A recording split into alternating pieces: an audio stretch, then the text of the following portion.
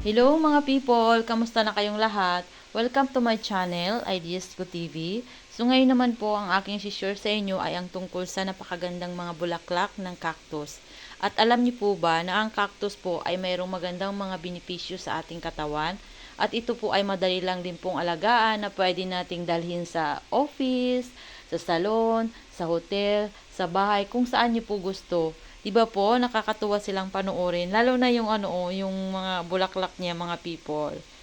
Huwag niyo pong kalimutang mag-subscribe. Maraming salamat mga people. Ingat kayo parati. Bye.